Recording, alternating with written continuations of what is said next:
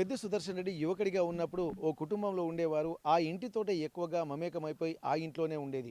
ఒక్కసారి మనం చూస్తున్నాం ప్రస్తుతానికి వారి ఇల్లు ఇది. బోనాల పండుగ జోర్దార్గా చేయాలని ఆలోచన చేస్తున్నారా? అయితే కిసాన్ ఫ్యాషన్ మాల్ లా అద్రిపోయే ఆఫర్లున్నాయి. జోర్దార్గా షాపింగ్ చేయండి. అయితే అక్కడ తనతో అంటే ఈ ఇంటి పరిసర ప్రాంతాల్లో కూడా కొంత స్పేసియస్‌గా ఉండేది. ప్లస్ అనుకూలమైనటువంటి వాతావరణం ఉండేది. పెద్ది సుదర్శన్ రెడ్డి ఇంటి దగ్గర కొంత ఇబ్బందికర వాతావరణం ఉండేది. వారి కుటుంబ సభ్యులు కూడా కొంత పూర్తి స్థాయిలో ఆ పెద్ది సుదర్శన్ రెడ్డి ఏమీ చేయడు, తను ఏం పని రాదు, మరి తను ఎలా బతుకుతాడో అన్నటువంటి ఒక తండ్రి ఆవేదన కూడా ఆ ఇంట్లో ఉన్నట్టుగా తెలుస్తుంది. కుటుంబ సభ్యుల సహకారం కూడా రాజకీయంలో ఎక్కడ ఉండకపోయేది. కాకపోతే ఏంటంటే తను బాగుపడితే చాలు అని వాళ్ళ తండ్రి, కుటుంబ సభ్యులు అందరూ అనుకున్నట్టుగా తెలిసేది. కానీ ఇప్పుడు మనం చూస్తున్నటువంటి ఈ ఇంటి దగ్గర చాలా స్పేషియస్గా ఉండేది. ఎందుకంటే అప్పటికే ఇక్కడ విలేజ్ డెవలప్మెంట్ ఆఫీసర్గా కూడా ఇక్కడ మునిగాల సురేందర్ రెడ్డి ఉన్నటువంటి నేపథ్యంలో మొత్తం ఈ వాతావరణంతో మమేకమై పెనవేసుకుపోయినట్టు నేపథ్యంలో ఒక 12 ఏళ్ల వయసు తర్వాత తను మొత్తం ఈ ఇంట్లోనే తను ఉన్నట్టుగా తెలుస్తుంది. వారి మిత్ర బృందం అంతా కూడా ఇక్కడికి వచ్చి ఇక్కడ పూర్తిగా వాళ్ళ ఫ్రెండ్స్ అందరూ కూడా ఈ ఇంట్లోనే గడిపేవారని చెప్పి అంటున్నారు. ముందు నుండే అంటే చదువుల కన్నా ఎక్కువగా ఆసక్తి సమాజం మీదనే ఉండేది అని ఇక్కడ వాళ్ళ మాటలు బట్టి చూస్తే మనకు అర్థమవుతుంది. మరి ఇట్లాంటి ఒక ముందున్నటువంటి ఒక విజనర్గా పెద్ది సుదర్శన్ రెడ్డిని మనం గమనించాల్సినటువంటి అవసరం అయితే కనిపిస్తుంది. ఏదేమైనప్పటికీ కూడా మరి ఇట్లాంటి ఒక వాతావరణంలో అప్పుడే అంటే తను బాల్యంలో ఉన్నప్పుడు అంటే 12 ఏళ్ల వయసులో ఉన్నప్పటి నుండే తను ఒక నాయకత్వ లక్షణాలను పుణికిపుచ్చుకొని ఎక్కడ ఒక ఎన్వైర్న్మెంట్ ఉంటే ఎక్కడ సమాజానికి అని అక్కడ ఉన్నటువంటి వ్యవస్థకు తన అవసరం ఉందనిపిస్తే అక్కడికి వెళ్ళి ఆ పరిస్థితులు మొత్తం తనకు అనుకూలంగా మార్చుకునేవాడని చెప్పట్టున్నారు. ప్రస్తుతానికైతే పెద్ది సుదర్శన్ రెడ్డి వాళ్ళ ఎక్కడైతే ఎవరింట్లో ఉన్నారో ఆ బంధువులు ఒకసారి వారి మిత్రులు కూడా ఉన్నారు మనతోటి. ప్రస్తుతానికి ఈ ఇంట్లోనే మునిగాల సుదర్శన్ రెడ్డి గారు ఉన్నారు. ఒకసారి వారితో మనం మాట్లాడదాము. ఇక్కడ వారి కుటుంబంతో మమేకమైపోయి ఈ ఇంట్లోనే ఎక్కువగా ఉన్నట్టుగా తెలిసింది. ప్రస్తుతం మనం చూస్తున్నటువంటి ఆ ఇల్లు తర్వాత ఇది కన్స్ట్రక్షన్ చేశారు. ప్రస్తుతానికి ఆదినారాయణ రెడ్డి గారు సుదర్శన్ రెడ్డి గారు వాళ్ళ అబ్బాయి వారితో పాటు ఎంతో సాన్నిహిత్యంగా మెదిలేవాడు. ఆ తర్వాత ఆదినారాయణ రెడ్డి గారిని కన్నబాబు అని కూడా పిలిచేవాడని చెప్పి అంటున్నారు. మరి వాళ్ళకు ఉన్నటువంటి సాన్నిహిత్యం ఏందో తెలుసుకున్నటువంటి ప్రయత్నం చేద్దాం. ఎందుకంటే ఇప్పటి వరకు అందరూ చెప్తున్నారు, ఎందుకంటే పెద్ది సుదర్శన్ రెడ్డి నాయకత్వ లక్షణాల గురించి చెప్తున్నారు. ఆయన ఇలా ఉండేవాడు, అలా ఉండేవాడు, ఒక విజనర్ అని చెప్పి అంటున్నారు. కానీ పూర్తి స్థాయిలో ఎందుకంటే తను ఎక్కడ ఇంట్లో కన్నా ఎక్కువగా ఈ వీరింట్లోనే ఆదినారాయణ రెడ్డి గారి ఇంట్లోనే ఎక్కువగా ఉండేది కాబట్టి ఒక్కసారి మరి వారితో కూడా మనం మాట్లాడదాం. ఇక్కడ చాలా విషయాలు తెలుసుకోవాల్సినటువంటి అవసరం అయితే కనిపిస్తుంది. ఒక గ్రామ స్థాయిలో ఉన్నటువంటి ఒక సాధారణ వ్యక్తి అసాధారణమైనటువంటి స్థాయికి వెళ్ళడం వెనుక ఆంతర్యం ఏందనేది కూడా మనం గమనించాల్సినటువంటి అవసరం. లీడర్ కావాలన్నటువంటి తపన ఎంతో మందికి ఉంటుంది. కానీ అది అనుభవించేటువంటి స్థితులను ఆ నాయకత్వ లక్షణాలను బట్టే లీడర్గా ముందుకెళ్తూ ఉంటారు. కానీ చేతిలో చిల్లిగవ్వ లేకున్నా కానీ ఎన్నో ఇబ్బందులు పడ్డాడు. కానీ ఆ ఇబ్బందులు పడి కూడా ఒక రాష్ట్ర స్థాయిలో గుర్తింపు పొందినటువంటి వ్యక్తిగా ఉన్నాడంటే ఒకసారి మనం అనుకుందాం. ఆదినారాయణ గారు నమస్తే అండి. ఇక్కడ పెద్ది సుదర్శన్ అన్న మిమ్మల్ని కన్నబాబు అని చెప్పి పిలుస్తారని చెప్పి తెలుస్తుంది. ఎవరిని అడిగినా కానీ ఇక్కడ మీ ఇంట్లోనే ఎక్కువగా గడిపేవాడు, మీ కుటుంబానికి ఉన్నటువంటి అనుబంధమే ఎక్కువగా ఉందని చెప్పి ఇక్కడ చెప్తున్నటువంటి పరిస్థితి. మరి పెద్ది సుదర్శన్ అన్న గురించి మీరేం చెప్తారు? ఇది ఒక రకంగా పెద్ది సుదర్శన్ రెడ్డితో ఒక రుణం అండి మాకు. ఎందుకంటే మా అమ్మ అంటూ ఉండేది, అరే మనకి ఏదైనా ఒక రుణానుబంధం ఉండవచ్చురా, అందుకోసమే పాపం ఇక్కడ ఉంటున్నాడు మన ఇంటికాడ అని అంటూ ఉండేది. తర్వాత ఆయన ఎక్కువగా మా ఇంట్లో 94 నుంచి 2006 మధ్యలో ఎక్కువ మన ఇంట్లో గడిపాడు. అంటే అప్పటికి మా నాన్న రిటైర్ అయి ఉండడం ఎంప్లాయీగా, తర్వాత ఈ ఏరియా కూడా మెయిన్ రోడ్డుకు బస్ స్టాండ్కు దగ్గరగా ఉండడం, ప్రజలకు అందుబాటులో ఉండడం, వాళ్ళ ఇల్లు కొద్దిగా వెనక వైపుగా ఉండడం కూడా ఒక కారణం కావచ్చు. సరే మొదట్లో సరే మన దగ్గర వచ్చి పడుకుంటూ ఉండేది మాతో పాటు. తర్వాత కొంతకాలానికి ఇక ఏమున్నది అక్కడ దాకా ఏమొస్తాం, ఇక్కడనే తినేసి అది చేసుకొని ఉంటాయి, ఇక్కడనే గడిపేవాడు ఎక్కువ మాతో.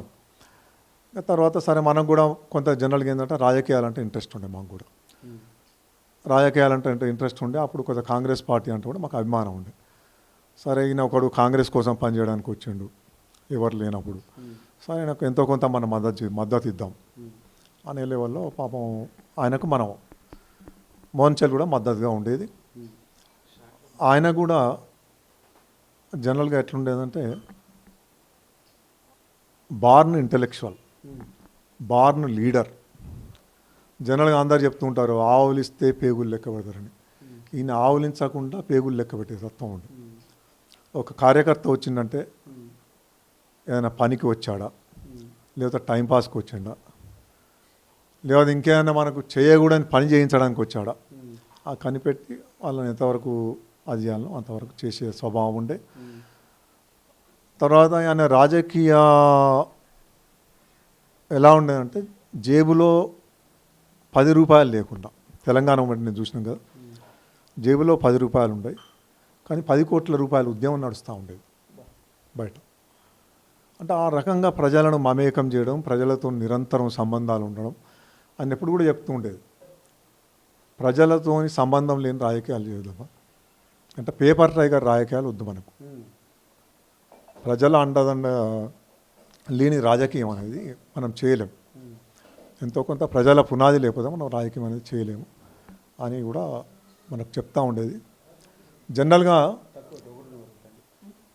అతను ఇప్పుడు మీరు రెగ్యులర్గా చూసే రాజకీయ నాయకుడు కాదు. ఇప్పుడు జనరల్గా అప్పుడు మనం ఇప్పుడు ఒక 30-35 ఏళ్ళ నాటి రాజకీయాలు చూస్తున్నాం. ఏమని అతను ఏదో ఒక కాంట్రాక్టర్ ఉంటారు, బాగా సంపాదించుకుంటాడు, అధిష్టాన్ని ఒప్పిస్తాడు, టికెట్ తెచ్చుకుంటాడు. లేదా ఒక బిజినెస్ మ్యాన్ ఉంటాడు, తన ఫీల్డ్లో బాగా సక్సెస్ అవుతాడు, బాగా డబ్బులు ఉంటాయి, అతను టికెట్ తెచ్చుకొని వస్తాడు. లేదు ఒక ఎన్ఆర్ఐ ఉంటాడు, పారాచూట్ లీడర్స్, డైరెక్ట్ వస్తాడు, పోటీ చేస్తాడు, గెలుస్తాడు, ప్రజలతో ఏ రకమైన సంబంధం ఉండదు. కానీ ఈయన ఎట్లా గ్రౌండ్ జీరో నుంచి ఎలక్ట్ అయ్యి, అంటే గ్రౌండ్ జీరో నుంచి తన యొక్క పనిని స్టార్ట్ చేసి తన పనితోనే సమాధానం చెప్పేది. ఎప్పుడు కూడా ఎవరు ఎన్ని రకాలుగా వ్యతిరేకించినా, ఎన్ని రకాలుగా అరే ఈయన చిన్న పిల్లగాడు, ఈయన మనకు చెప్పేటోడా, అరే ఈయన మనకు చెప్తే మనం వినాలనా, ఈయన ఏంటిది, అరే ఈయనకు రూపము లేదు, అందము లేదు, ఒక బ్యాక్గ్రౌండ్ లేదు, ఒక గాడ్ ఫాదరు లేడు, ఒక ఫైనాన్షియల్ సపోర్టు లేదు, ఈయన ఏంటిది ఈయనే అన్నా కూడా వాళ్ళందరికీ కూడా తన యొక్క పనితోని, తన యొక్క నాయకత్వంతోనే సమాధానం చెప్పిండు. అతను కాంగ్రెస్లో రాజకీయ జీవితం స్టార్ట్ చేసి, ఇప్పుడు యాక్చువల్గా ఆయన ఫస్ట్ 1990 డిసెంబర్లో క్లబ్ ప్రెసిడెంట్కి ఇక్కడ ఎన్నికాడు, యువజ్యోతి యూత్ క్లబ్. ఆయన ఎన్నిక కావడమే, అంటే రాజకీయ అరంగేటం కావాలంటే ఇక్కడ ఉన్నప్పుడు ఏంది, మా ఊరంతా కూడా కమ్యూనిస్ట్ పార్టీ ప్రాబల్యం ఉన్న ఊరు, నల్లబెల్లి గ్రామం అనేది టోటల్ 1 సైడ్ ఊరు ఇది కమ్యూనిస్ట్ పార్టీకి. సో ఇక్కడ మనం రాజకీయం స్టార్ట్ చేయాలి, ఒక రాజకీయ పార్టీ స్టార్ట్ చేయాలంటే ఒక స్టేచర్ కావాలి, ఒక ఐడెంటిటీ కావాలి. అప్పుడున్న ఇమీడియట్గా ఏంటంటే యువజ్యోతి యూత్ క్లబ్ అనేది బాగా యాక్టివ్గా ఉన్నది. స్పోర్ట్స్ అనుకోండి, మిగతా స్వచ్ఛంద కార్యక్రమాలు అనుకోండి, కల్చరల్ యాక్టివిటీస్ అది చేస్తూ బాగా యాక్టివ్గా ఉంది. సో ఆయనకు కొంతమంది ఆయనకు తెలిసిన వెల్ విషర్స్ అనుకోండి, సో నువ్వు దీనికి ప్రెసిడెంట్గా అయితే నీకు ఇది ఒక లాంచింగ్ ప్యాడ్ లెక్క ఉంటుంది యువజ్యోతి యూత్ క్లబ్ అనేది. సో నువ్వు ఈ లాంచింగ్ ప్యాడ్ను నువ్వు వాడుకొని మళ్ళీ రాజకీయ అరంగేటం చేస్తే బాగుంటుందేమో కానీ ఆయనకే గ్రామీణ స్థాయి నుంచి. సో ఆటోమేటిక్గా అప్పుడున్న క్లబ్లో అందరూ ఉన్నా కూడా, ఎంతోమంది సీనియర్లు ఉన్నా కూడా తాను అందరినీ ఒప్పించి మెప్పించి అప్పుడు అధ్యక్షునిగా ఎన్నికాడు. ఇది 1990 డిసెంబర్ ఎన్నికాయి. 91లో ఆయన అంత పెద్ద యూత్, అంటే అప్పుడు ఆ క్లబ్లో 100 మంది సభ్యులు, 120 మంది సభ్యులు ఉండేది. దానికి ప్రెసిడెంట్గా ఎన్నికాడు, అందరికంటే జూనియర్ ఎన్నికాడు. కొంతమంది వ్యతిరేకించాడు, ఈయన కూడా ఏందబ్బా, ఈయన స్పోర్ట్స్ పర్సనా, ఈయన క్లబ్కి అంతమంది ఏమైనా సర్వీస్ చేసిండా, లేదా వీళ్ళు ఎవరన్నా ఇంకెవరన్నా చేసిండ్రా, ఏం లేదు కదా, ఈయన ఎట్లా అవుతాడు అన్నా కూడా ఆయన తను అనుకున్న లక్ష్యం ఎప్పుడు ఒక టార్గెట్ ఉండేది. ఆ టార్గెట్ రీచ్ కావడానికి ఒక పక్కా ప్రణాళిక, దాని యొక్క ఎగ్జిక్యూషను, దాని ఫాలోఅప్, దాని రిజల్ట్ వచ్చే వరకు ఆయన నిద్రపోకపోయేది. నాతో ఒక సందర్భంలో అన్నాడు, కన్నా నేను నిద్రపోతుంటా, నిద్రపోయినా కూడా నా మైండ్ పనిచేస్తూనే ఉంటుంది. నేను నిద్రపోతా కానీ నా మైండ్ ఎప్పుడు నిరంతరం పనిచేస్తూనే ఉంటుంది. అంటే అటువంటి మైండ్ సెట్ కలిగినాడు. పని లేదు అంటే పని క్రియేట్ చేసుకోమని, పని లేదు అంటే నువ్వు పని క్రియేట్ చేసుకోవాలమ్మా. అది రాజకీయం కానీ, ఉద్యోగం కానీ, వ్యవహారం కానీ, బిజినెస్ కానీ, పని లేదు, నీవు ఒక కొత్త ఆలోచన చేయి, కొత్త ఆలోచన చేసి దాన్ని ఎట్లా మనం అది చేద్దాం అనే ధోరణితో ఉంటే ఆ రకంగానే సరే అందరితో మమేకమైండు. తర్వాత 91 మే 21 నాడు రాజీవ్ గాంధీ చనిపోయాడు. రాజీవ్ గాంధీ చనిపోయిన సందర్భంగా సరే ఆయన భారతదేశ మాజీ ప్రధాని ఒక సానుభూతితో ఆయన ఏం చేసిండు, ఆయనకు నివాళిగా వాల్ పోస్టర్లు వేయించాడు. వేయించగానే జనరల్గా అప్పుడున్న ఈ ఊరు అనేది ఎక్కువ కమ్యూనిస్ట్ పార్టీ రావాలని ఉంది. అది ఇదేంది క్లబ్ అనేది ఒక స్వచ్ఛంద సంస్థ కదా, నువ్వు ఎందుకు వేయించినావు రాజకీయం అట్లెట్లు వేస్తావు అని కొంత వ్యతిరేకత వచ్చింది. అయినా కూడా ఆయన చెప్పినారే ఒక మాజీ ప్రధాని ఈ దేశం కోసం ఆ బాంబ్ బ్లాస్టింగ్లో చనిపోయిండు, దానికి మన సానుభూతి నివాళి తెలపడం తప్పేముంది అని చెప్తూ దాన్ని కంటిన్యూస్గా ఏం చేసిండు, రాజీవ్ గాంధీ స్మారక క్రీడోత్సవాల పేరు మీద పెద్ద ఎత్తున క్రీడలు పెట్టాడు.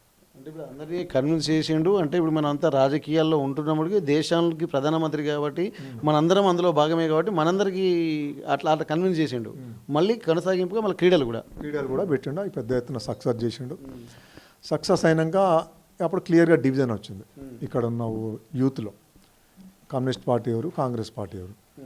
సో ఇదే టైం అనుకున్నా కొంత అందరు యువకులను ఒప్పించి 1992లో మే 21 రాజీవ్ గాంధీ ప్రథమ వర్ధంతి సందర్భంగా వందలాది మంది యువకులతో కాంగ్రెస్ పార్టీ అప్పటి మంత్రులు మాదాటి నరసింహారెడ్డి అనుకోండి, తక్కలేపల్లి పురుషోత్తమరావు, పెండంకట్టే సమక్షంలో ఇతను జాయిన్ అయ్యాడు.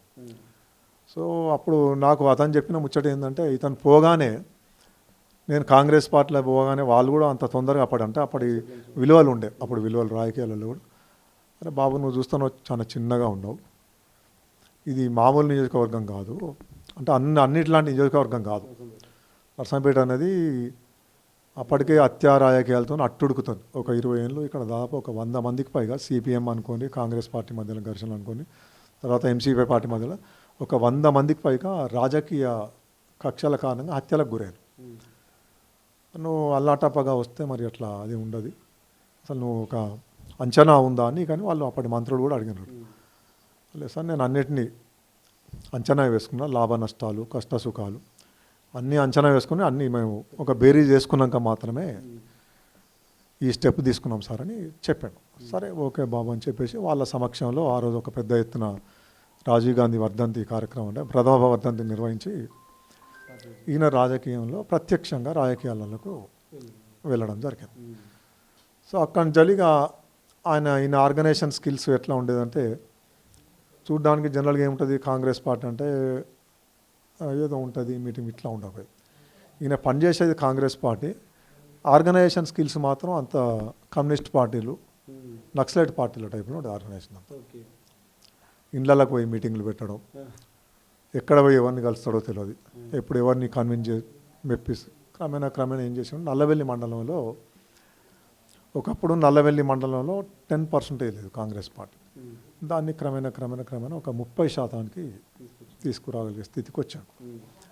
స్థితికి వచ్చేసి 94 ఈ మధ్యలో సరే రకరకాల రాజకీయాలు జరిగినాయి ఊళ్ళో, దాంట్లో కూడా ఈయన పై చేయి సాధించాడు. కొంత కమ్యూనిస్ట్ పార్టీలు అంటే ఎంసీపీ అప్పుడున్న స్థానిక నాయకత్వం మీద వ్యతిరేకత అనుకోండి, కొత్త యంగ్ బ్లడ్ కావాలనుకోని ప్రజలకు కోరుకోవడం అనుకోండి, మొత్తానికైతే ఈయన క్రమేణా కొద్దిగా యాక్సెప్టెన్సీ రావడం స్టార్ట్ అయింది. సో ఈయన ఏం చేసిండు 94లో ఇప్పుడు జనరల్గా ఇప్పుడు మూస రాజకీయ ధోరణులు వద్దబ్బా, ఇక్కడ యంగ్ బ్లడ్ కావాలి, ఒక యువకుడుగా ఉన్నతనే ఇక్కడ పోటీ చేయాలి అసెంబ్లీ అభ్యర్థి అని చెప్పేసి అప్పటి జిల్లా కాంగ్రెస్ అధ్యక్షునిగా ఉన్నటువంటి బసవరాజు సారేను ఒప్పించి కాంగ్రెస్ అధిష్టానాన్ని కూడా ఒప్పించి ఇక్కడ కాంగ్రెస్ అభ్యర్థిగా పోటీ చేయించాడు. ఇది 94. కానీ అప్పుడున్న రాజకీయ పరిస్థితుల దృష్ట్యా, కాంగ్రెస్ ప్రభుత్వం మీద ఉన్న వ్యతిరేకత దృష్ట్యా అప్పుడు సారయ్య గారు ఓడిపోవడం జరిగింది. అప్పుడు ఓడిపోగానే మళ్ళీ ఏమైనా నిరాశ చెందలేదు, మళ్ళీ ఆయన ప్రజాసేవలో ఎన్నడూ కూడా వెనకడిగేయలేదు. అప్పుడున్న సురేందర్ రెడ్డి సహాయంతో, సురేందర్ రెడ్డి యొక్క సలహాలతో అప్పుడు ఎన్నడూ ఎక్కడ మనం వినని ఒక స్కీమ్ తీసుకొచ్చాడు.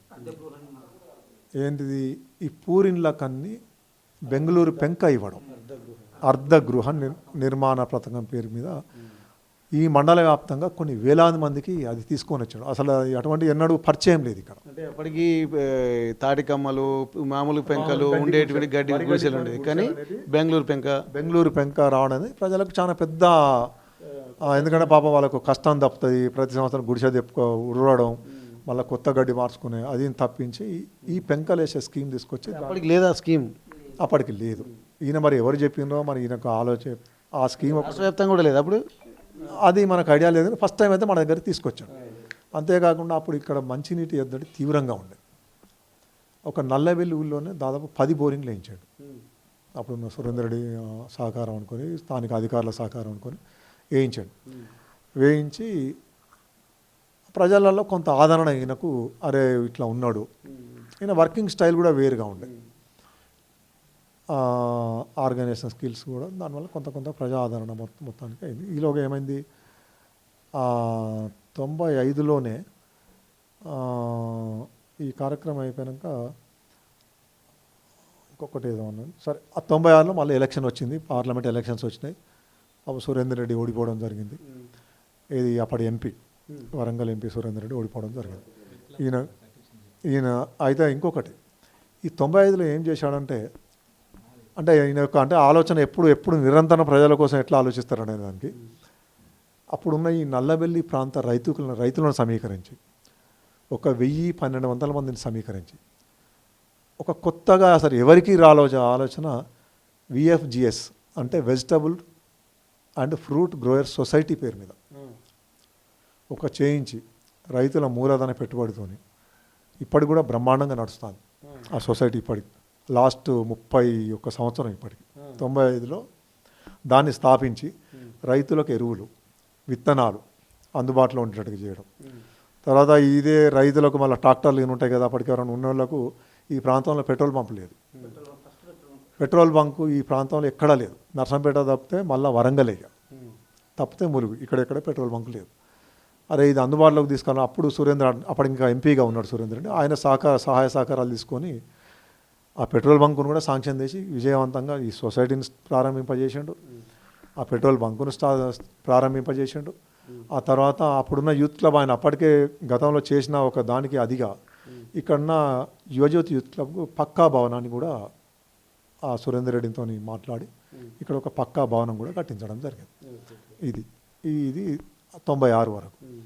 96 తర్వాత ఏముంది, మళ్ళీ ఇక సురేందర్ రెడ్డి ఓడిపోయాడు. సరే కొంత గ్యాప్ వచ్చింది. ఆయన ఒక మాట అన్నాడు, అబ్బా ఓడిపోయిన వెంటనే మన ప్రజలకు ముఖం చూపించలేము అబ్బా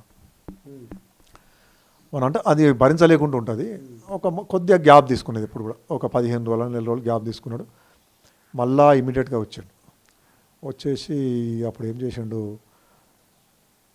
ఈ మళ్ళా యథావిధిగా పార్టీ నిర్మాణం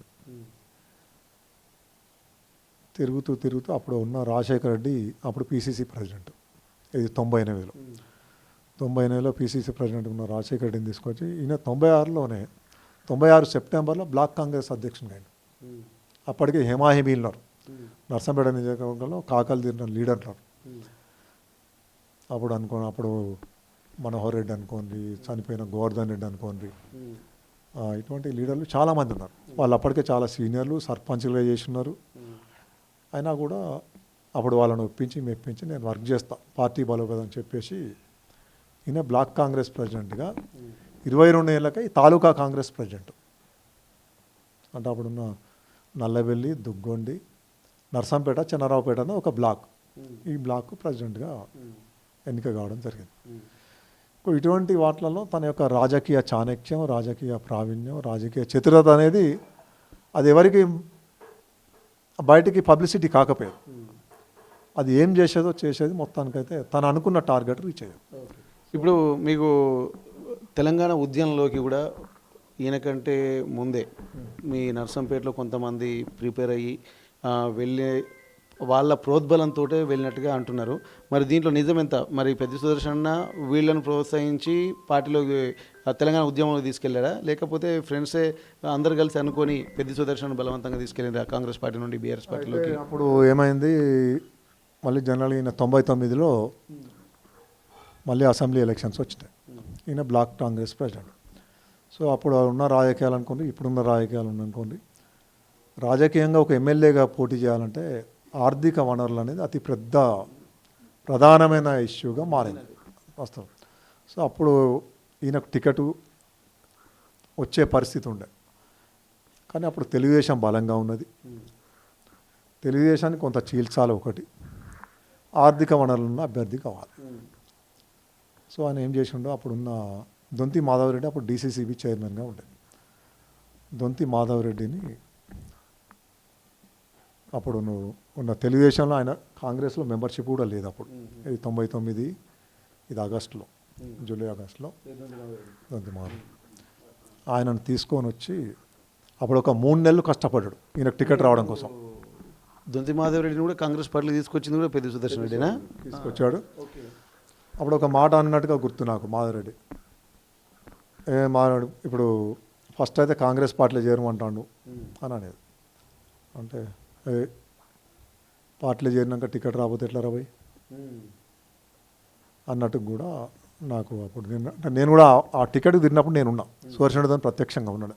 అంటే అప్పుడు మేము ఎక్కువ గాంధీ భవన్కు, తర్వాత రాజశేఖర రెడ్డి ఇంటికి, లోటస్ పాండ్ ఇప్పుడు ఉంటుంది మనకు అప్పుడు, ఏది బంజారా హిల్స్ కాడ, అక్కడికి, తర్వాత సురేందర్ రెడ్డి ఇంటికి ఎక్కువ చేసి మొత్తంగా అప్పుడున్న నాయకత్వాన్ని ఒప్పించి, రాజశేఖర రెడ్డిని ఒప్పించి, ఇక్కడ ఉన్నప్పుడు చెరుకుపల్లి శ్రీనివాసరెడ్డి ఉండే జిల్లా అధ్యక్షునిగా, కాంగ్రెస్ జిల్లా అధ్యక్షునిగా, ఆయన సహకారంతో అందరితో మొత్తానికైతే ఇక్కడ పార్టీ శ్రేయస్సు కొరకు అప్పుడే మాధవరెడ్డిని తీసుకొచ్చి చాలా బలమైన పోటీ ఇవ్వడం జరిగింది. అప్పుడున్న కాకపోతే అప్పుడు ఏంటంటే అప్పుడున్న పరిస్థితుల్లో కార్గిల్ వార్ రావడం, చివరి నిమిషంలో చంద్రబాబు నాయుడు అంటోడు ఊహించని విధంగా బీజేపీతో పొత్తు పెట్టుకోవడం, జాతీయవాదం వెల్లువ అనేది ఒక విధంగా ఉండడంతో అప్పుడు టీడీపీ గెలవడం జరిగింది.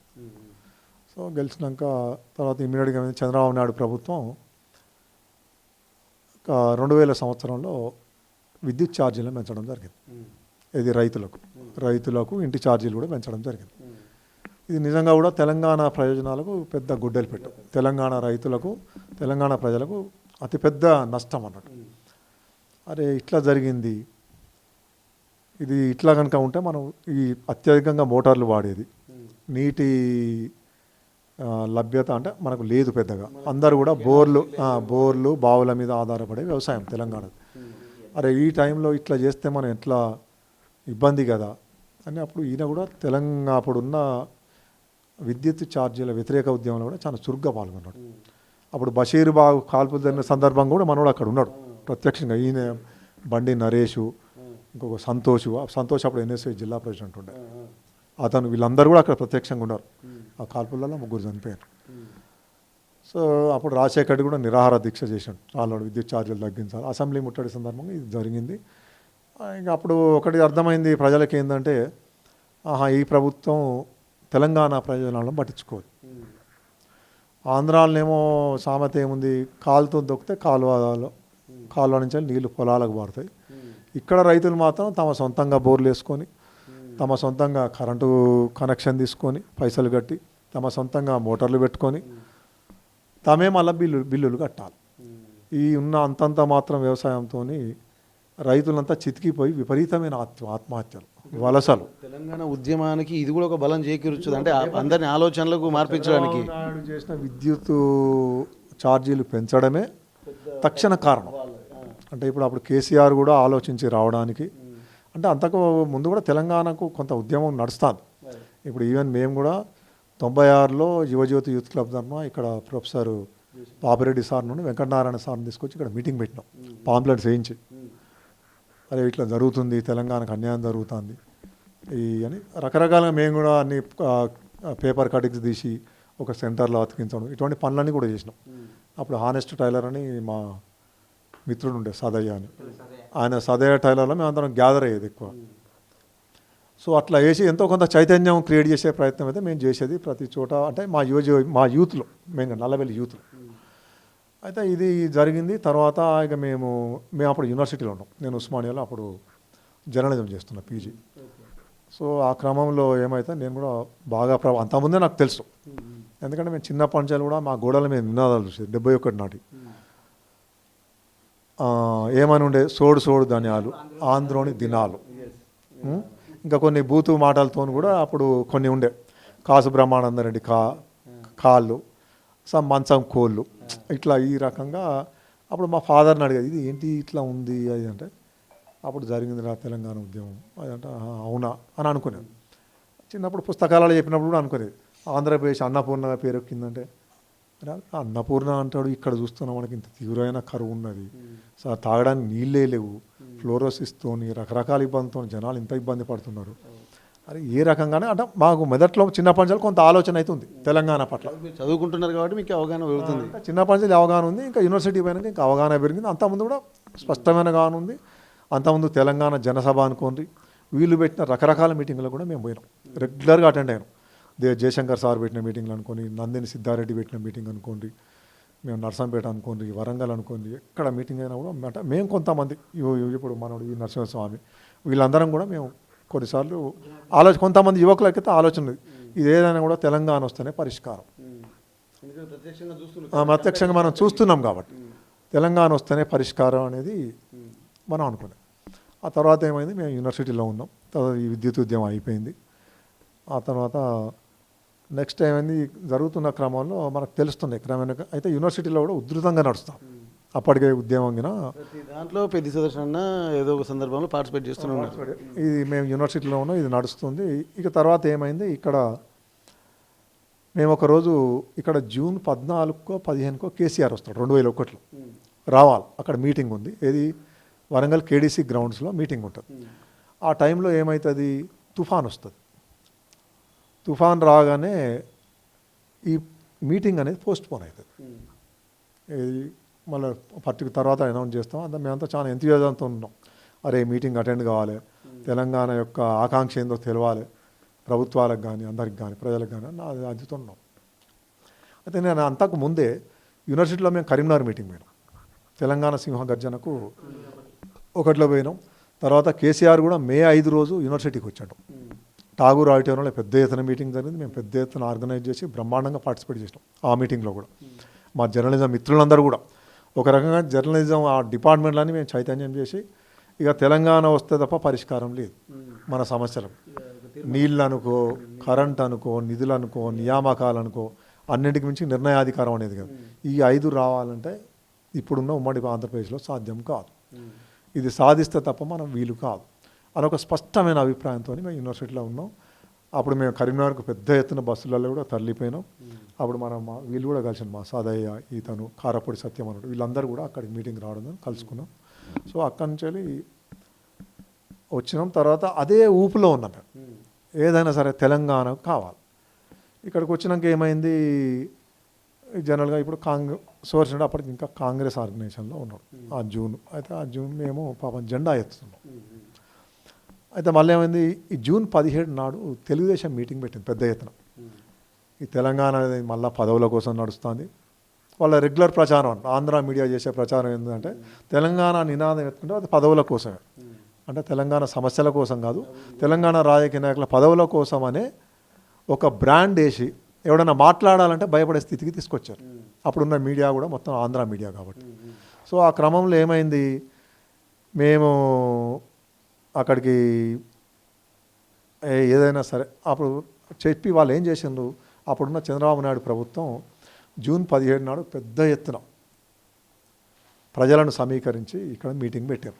ఏది ఆజంజాయి మిల్లు గ్రౌండ్స్లో 2001 జూన్ 17 నాకు తెలిసి జూన్ 17 నాడు చాలా పెద్ద ఎత్తున ఎన్నడూ లేని విధంగా వేలాది ఆర్టీసీ బస్సులు పెట్టి ఖమ్మం, కరీంనగర్, నల్గొండ, వరంగల్ నుంచి తరలించి వేలాది లక్షలాది మనతో అక్కడ మీటింగ్ పెట్టారు.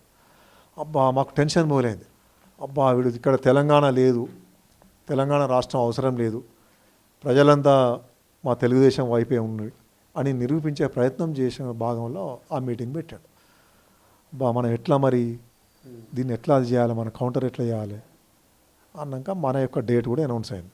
జూన్ 21 నాడు కేడీసీ గ్రౌండ్స్లో మీటింగ్ అయింది. బా మరి ప్రజలు వస్తారా రారా ఎట్లా అనే ఒక అది ఉండేది. మనం పోవాలి, ఎట్లయినా సరే మీటింగ్ పోవాలి. మీటింగ్ పోవాలంటే ఏం చేయాలి, మనం జెండా ఎత్తాలి. ఇక్కడ జెండాలు ఎత్తాలని చెప్పేసి నేను, తర్వాత మొన్న సర్పంచ్ చేసిన రాజారాం, సట్లసీను, అందం సర్పంచ్ చేసిన నరహరి, వీళ్ళందరూ కూడా తెలంగాణ తరఫున సర్పంచ్ అయింది మళ్ళీ నల్లబెల్లి నుంచి. వీళ్ళందరినీ కలుపుకొని అప్పటికప్పుడు ఒక గద్దె కట్టి జెండా ఎత్తినాం. జెండా తెలంగాణ జెండా, టీఆర్ఎస్ జెండా ఇక్కడ ఎత్తినాం. అంటే అప్పటికి పార్టీ ఎస్టాబ్లిష్ ఏం కాదు. ఎత్తినాం. ఎత్తగానే అదే టైంలో సుదర్శన్ రెడ్డి బండి మీద వచ్చాడు. తన యొక్క 2 వీలర్ మీద ఆర్గనైజేషన్లో భాగంగా పోయి వచ్చాడు. వచ్చి మా దగ్గరికి వచ్చాడు, జెండా ఎత్తిండ్రా అని అన్నాడు. ఇక మేము ఆ ఊపులో ఉన్నాం. మనోని మనకు అంత దగ్గర ఫ్రెండు, అతని కెపాసిటీ, కేపబిలిటీ అంతా తెలుసు మనకు. పట్టించుకునే అదిలో లేము మేము. ఎత్తేసి కథం జీబ్ ఎక్కేసి మీటింగ్కి వెళ్ళిపోయినాం అంతా. ఈయన తీసుకుని వెళ్ళారా మీరే? తీసుకుని లేదు, అతను ఇంకా ఉన్నాడు, బ్లాక్ కాంగ్రెస్ అసిడెంట్గా ఉన్నాడు. మేము వెళ్ళిపోయాం. వెళ్ళిపోగానే మళ్ళా మీటింగ్ పోయి వచ్చినాం. మీటింగ్ పోయి వచ్చినాక మాకు మనసు ఒప్పుతలేదు. నాతో ఉన్న వాళ్ళు కూడా అన్నారు, అన్న ఇక అది మనోని ముఖం చూడబుద్ధి అయితే లేదు.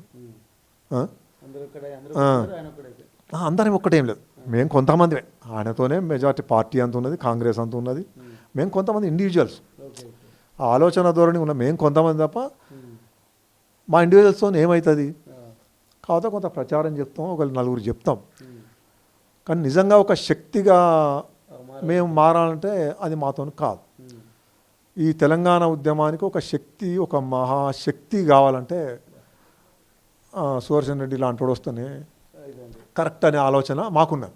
మీ టీంకి ప్లస్ మా ఈ ఒక 10 మంది టీం. వీళ్ళు కూడా అన్నారు, అబ్బా అన్న ముఖం చూడలేకపోయినాం అన్న, మనం జెండా ఎత్తినప్పుడు అయితే నేను చూడలేదు, వీళ్ళు చూసిన వాళ్ళు అన్నారు, మాకు బాధ అనిపించింది అన్న, వద్దు మనం ఏదైనా కూడా మనంతోనే ఉందాం అని ఒక మాట అన్నారు. నాకు కూడా అనిపించింది, అరే కరెక్టే మనం చేస్తాం. నేను మళ్ళీ తెల్లారి యూనివర్సిటీకి చదువుకుపోతా, ఇక్కడ ఎవరు చేయాలి, ఫీల్డ్లో ఎవరు చేస్తాం, గడప గడపకు తిరిగి చెప్పే కెపాసిటీ ఏమనుకుంది, ఎవరు చేయగలుగుతారు, ఆర్గనైజర్ అంతా ఎవరు, ఒక స్టేట్స్మెన్ కావాలి ఇక్కడ, దేన్నైనా ఎదుర్కొని ఇలాగ ఫీల్డ్ లెవెల్ ఎదుర్కొనే సత్తా ఉన్నోడు కావాలంటే సుదర్శన్ రెడ్డే కరెక్ట్ అని అనిపించింది. మేమేం చేసినాం, ఇక నేను కూర్చున్నప్పుడు ఒకసారి అన్న, ఇక సుదర్శన్ రెడ్డి ఇట్లా అంటే టీఆర్ఎస్ రావే ఇట్లా ఏం చెప్తాను చెప్పు, కాంగ్రెస్ గురించి స్వాతంత్రం తెచ్చిందని చెప్పమంటావా, లేకపోతే ఇందిరాగాంధీ ఇట్లా చేసిందని చెప్పమంటారు. ఇంత అన్యాయం జరుగుతుంది మన ప్రాంతానికి, ఇన్ని రకాలుగా అన్యాయం చేస్తున్నారు, టొట్టలు మొత్తం బుల్డోజ్ చేస్తాను మన యొక్క హక్కులను, మన యొక్క అన్నింటినీ అని అంటే ఆలోచించు. అది నిజమేనబ్బా, కానీ ఎప్పుడు కూడా పొలిటికల్ డిసిషన్స్ అంటే రాజకీయ నిర్ణయాలు తప్పుడు నిర్ణయాలు తీసుకోవద్దు. తీసుకుంటే అల్టిమేట్గా పొలిటికల్ డెత్ అవుతాం. రాజకీయ నిర్ణయాలు ఎప్పుడు కూడా తొందరపడి నిర్ణయాలు తీసుకోవద్దు, చేస్తే అల్టిమేట్గా డెత్ అవుతాము అని ఒక మాట అన్నారు. నాకు కూడా నిజమే అనిపించి నేనేం చేసినా, అరే ఇది కరెక్టే, ఆయనకు మనం చెప్పేది చెప్తున్నాం, ఇట్లా ఉందా మంచి అది ఉంది అది అంటే ఆయన మళ్ళీ నన్ను తీసుకొని కాంగ్రెస్ పార్టీ గ్రామ కమిటీ మీటింగ్లు ఉంటాయి కదా, పోవడం అది జరుగుతున్న క్రమంలో ఒక రోజు ఏమైంది, మేము పోయినాము, ఇక్కడి నుంచి నైట్ వెళ్ళినాం. ఆ రోజు నాకు బాగా గుర్తు, నరహరిది బండి, అది ఆయన కొత్త బండి CD100 తీసుకొని వెళ్తే, ఆయనకున్న కెపాసిటీ ఏంటంటే, చిన్న ఎగ్జాంపుల్, మా గుడెప్పాడు పోగానే పెట్రోల్ అయిపోయింది, అక్కడ పెట్రోల్ లేదు. అప్పుడున్న గుడెప్పాడు బంక్ కూడా అప్పుడు ఏదో మొత్తానికైతే బంద్ ఉంది, నక్సలైట్లు కాలబెట్టడం ఏదో జరిగింది, మొత్తానికి బంద్ ఉంది. ఆ 2001 నాకు తెలిసి అది జూన్ 26, 27 ప్రాంతంలో. అయినా కూడా నువ్వు కూర్చోగా నేను తీసుకపోతా అన్నాడు. దాన్ని ఉంచుకుంటా కరెక్ట్ ములుగు రోడ్డు పెట్రోల్ బంక్కు తీసుకుపోయాడు. నాకు అనిపించింది, అబ్బాయి నీకు ఎంత అది ఉంది, అంత అర్థం మేము, ఎందుకంటే 12:30 గంట అవుతుంది టైం అప్పటికి. అక్కడ పెట్రోల్ వేయించుకొని పోయి చెరుకుపల్లి శ్రీనివాస రెడ్డి వాళ్ళ ఇంటి దగ్గర వాళ్ళ ఆఫీస్ ఉండి అక్కడ పడుకున్నాం.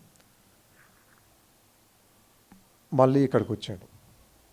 మేము ఆ రోజు మళ్ళీ అక్కడ ఏమన్నా లీడర్ని కాలేదు, సంగ్లాలు ఇంటికి పోతే లేడు. సరే వచ్చేసినాం మళ్ళీ. కానీ అప్పటికే కొద్దిగా టచ్లో ఉన్నాడు. అప్పుడున్న జిల్లా నాయకత్వం అనుకుని వాళ్ళతో టచ్లో ఉన్నాడు. మెయిన్గా నేను ఇంకొక పదం మర్చిపోయాను, నన్ను మమ్మల్ని బాగా కదిలించింది ఏంటంటే, మేము ఆ జూన్ 21 నాడు KDC గ్రౌండ్స్లో జరిగిన మీటింగ్ పోయినప్పుడు పాపం మహనీయుడు జనార్దన్ రావు సార్ ఉండే, ప్రొఫెసర్ బియాల జనార్దన్ రావు సార్, ఆయన ఒక మాట అన్నాడు, మిత్రులారా ఇప్పుడు మొన్ననే తెలుగుదేశం సభ పెట్టింది, ఆ సభకు జనం వచ్చింది. ఇక్కడ మనము పెట్టినాం సభ, మన సభకు జనం వచ్చింది. కానీ తేడా ఏందో తెలుసా, ఆ సభకు కదిలించిన జనం వచ్చిండ్రు, మన సభకు కదలి వచ్చిన జనం వచ్చిండ్రు అన్నాడు. అంటే తెలంగాణ ప్రజల ఆకాంక్ష ఎవరొక రూపాయి ఇవ్వకుండా ఇంతమంది వచ్చిండ్రు. అటువంటి అన్నీ కూడా మాకు మైండ్లో మెదులుతూ ఉండేది. మెదులు ఏం చేసినాం సార్, ఈయనను ఏదో రకంగా మనం చెప్తున్నాం, ఇట్లా అంటున్నాయి ఆ రోజు నాకు తెలిసి జూలై 26, నాకు తెలిసి జూలై 26 అనుకున్నాను. కన్నా మనం టీఆర్ఎస్కి పోతున్నాం అబ్బా అంటాడు. ఇట్లా ఇంటికి వచ్చాం, ఇదే రూమ్లో, ఈ రెండో రూమ్ ఉంది కదా అన్నాడు. అనగానే నేను సరే ఓకేనే, కానీ బ్యాలెట్ పేపర్ మీద చెయ్యి గుర్తొస్తే మనకు నష్టం జరుగుతుంది, కాంగ్రెస్ గుర్తొస్తే నష్టం అవుతాడు, ఇట్లా అంటాడు. కానీ ఏం చేసిండో ఏం తెలియదు, కానీ బ్యాలెట్ పేపర్ మీద కాంగ్రెస్ గుర్తురా ఒకటి. ఇంకొకటి అదే రాత్రి, అయితే అంతకుముందు రోజు రాత్రి నాకు ఎన్నికల కమిషన్ నిర్ణయం తీసుకోవాల్సినది కదా మరి, అప్పటికే అంటే ఈయన బీఫామ్ అది. ఈయన Congress party black Congress president, ఈయన అప్పుడు జనరల్ అయింది సీటు, ఈయన తప్ప వేరే క్యాండిడేటే లేరు. 100% ఈయన బీఫామ్తో వస్తుంది. ఆ లీడర్లు కూడా మాకు ఫోన్ చేయడం, ఎందుకంటే అప్పుడు ల్యాండ్ ఫోన్లే కదా, ఏమైనా ఇంకా సోర్స్ నెట్ రాలేదు, ఇంకా బీఫామ్ తీసుకో, మా ఇంట్లో ఫోన్ ఉండేది, మా ఫోనే వాడేది కానీ ఎక్కువ. సో ఆ క్రమంలో ఏమవుతుంది, ఈయన మరి ఏం చేసిండో, ఏం చాణక్యం చేసిండో కానీ అది రాలేదు. ఇంకోటి అప్పుడు నాకు తెలిసి అప్పుడు ఇప్పుడున్న ఆ పెట్రోల్ బంక్ దగ్గరనే గ్రామస్థాయి ముఖ్య నాయకులందరినీ పిలిపించి ఒక నైట్ మీటింగ్ పెట్టాడు. పెట్టి వాళ్ళకి ఇట్లా పోతున్నాం అబ్బా ఇదని చెప్పిండాం. అంతే, నీ వెనకనే మేమన్నా పోదాం అని వాళ్ళు అన్నారు. అప్పుడు 18 గ్రామ కమిటీలు, 18 గ్రామ పంచాయతీలు, సరే చిన్న శివారిపల్లిని 18 గ్రామ కమిటీలు ఏకగ్రీవంగా తీర్మానం చేసి బియ్యాల జనార్దన్ రావు సార్ సమక్షంలో జూలై 27 నాడు ఇక్కడ అన్ని గ్రామ కమిటీలు కూడా స్వచ్ఛందంగా టీఆర్ఎస్ పార్టీలో చేరడం జరిగింది. అప్పుడు జరిగింది. అప్పుడు సరే, అప్పుడున్న ప్రకాష్ రెడ్డి ఎమ్మెల్యే కూడా ఇక్కడ వేం నరేంద్ర రెడ్డి జిల్లా పరిషత్ చేద్దామన్న ఉద్దేశంతో అతన్ని కేసముద్రం మండలమైన ఇక్కడ తీసుకొచ్చి అతనికి ఆర్థిక వనరులని ప్రభుత్వం అండదండ ఉంది, అర్ధబలం అంగబలం అన్నీ ఉన్నాయి. అతన్ని ఇక్కడ పోటీ చేయించినా కూడా అప్పుడున్న తెలంగాణ నినాదం, ఈయనకు అప్పటికే ఉన్న అంటే నాయకునికి ఉన్న గుర్తింపు, మెయిన్గా ఈయనకున్న అంటే 80-90% ఈయనకున్న రాజకీయ నాయకత్వ లక్షణాలు అనుకోండి, ఆయనకున్న క్యాడర్ అనుకోని అదొక 10% తెలంగాణ నినాదంతో బ్రహ్మాండంగా అద్భుతంగా గెలిచేటప్పుడు రైతు నాగలి గుర్తుతోని. అప్పుడు తెలుగుదేశం కూడా ఎంత బలంగా ఉందంటే, నేను అప్పుడు కౌంటింగ్ ఏజెంట్గా పోయినా, నల్లవెల్లి జడ్పీటీసీగా మనోడు విజయం సాధించాడు. అంటే తెలుగుదేశం ఎంత బలంగా ఉన్న టైంలో మనం గెలిచినామంటే, మేము ఇక్కడ 9 ఎంపీటీసీలు, 9 ఎంపీటీసీలలో కౌంటింగ్ అవుతుంది 1 by 1. ఒకటి వాళ్ళు గెలుస్తున్నారు, ఒకటి మనం గెలుస్తున్నాం, ఒకటి వాళ్ళు గెలుస్తున్నారు, ఒకటి మనం, మొత్తంగా 8 అయినాయి.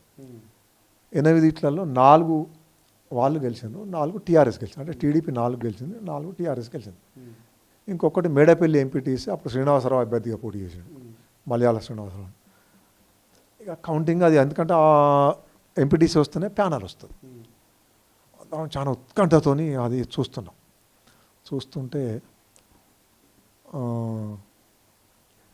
సమానంగా వస్తున్నాయి ఓట్లు ఆ కౌంటింగ్లో. అది కూడా చాలా పెద్ద విలేజ్ మేడపల్లి రాంపూర్ అనేది, దాదాపు 3200-3300 ఓట్లున్న గ్రామం అప్పటికి. చాలా బాగా, అంటే రాజకీయంగా బాగా చైతన్యవంతమైన గ్రామం, నక్సలైట్ పార్టీల ప్రభావం ఉన్న గ్రామం, రకరకాల ప్రభావం ఉన్నాయి అక్కడ కూడా. సో అప్పుడు మేము చేస్తుంటే అరే ఎట్లా మాకు అంటే మాకు తీవ్రమైన టెన్షన్ అవుతుంది, అరే ఇంత చేసి మనం అరే ఇట్లా అవుతుంది. మళ్ళీ ఇంకొకటి, నాకు అప్పుడు తెలుగుదేశం ఎందుకు బలంగా ఉన్నదంటే, నేను అప్పుడు ఫస్ట్ టైం చూసిన, ఎందుకంటే ఆ కౌంటింగ్ దగ్గర చూసిన, సైకిల్ గుర్తు మీద వేసిన ముద్ర అంతా కూడా బ్యాలెట్ పేపర్ మీద చాలా స్పష్టంగా ఉన్నది, సైకిల్ మీదనే ఉన్నది, సైకిల్ మధ్యలో స్పష్టమైన ముద్ర ఉన్నది. అదే మన రైతు నాగలికి వచ్చేసరికి, టీఆర్ఎస్ సింబల్కి వచ్చేసరికి అటు మూలకు ఒకటి, ఇటు మూలకు ఒకటి, పైన ఒకటి, కింద ఒకటి, ఈ రకంగా ఆయనే. అంటే అప్పుడు ఏంటంటే మామూలు జనమే, అంటే పెద్ద క్యాడర్ అనేది తెలుగుదేశం బలంగా ఉంది, ప్రభుత్వంగా ఉంది. వాళ్ళు మీరు ఆర్థికంగా ఉన్నోళ్ళు అనుకోండి, వాళ్ళు స్పష్టంగా ఒక అవగాహన ఉన్నోళ్ళంతా తెలుగుదేశంకు చాలా స్పష్టంగా ఉన్నారు. కానీ మనకేసిన జనం ఎవరంటే పెద్దగా చదువుకోని వాళ్ళు, రైతులు, తర్వాత కూలీలు, మామూలు ఇటువంటి వాళ్ళు ఓటేశారు. అంటే నాకు అర్థమైంది, అంటే అటువంటి వాళ్ళు అదితో అండదండతోనే ఇక లాస్ట్కి ఒక రౌండ్ వచ్చింది. ఆ రౌండ్లో ఏమైంది, ఏకపక్షంగా టీఆర్ఎస్కి పడ్డాయి. సో 120 ఓట్లతో అది గెలవడం జరిగింది. ప్యానల్ వచ్చింది. ఇక్కడ జెడ్పీటీసీ కూడా సుదర్శన్ రెడ్డి కూడా 796 ఓట్లు వచ్చినాయి. మెజారిటీ వచ్చింది, గెలిచాడు. పాపం అప్పుడు వచ్చిన వేమ నరేందర్ రెడ్డి కూడా ఆ దండాలు గిండాలు అవన్నీ కూడా ఈయనకే ఇచ్చేసి వెళ్ళాడు.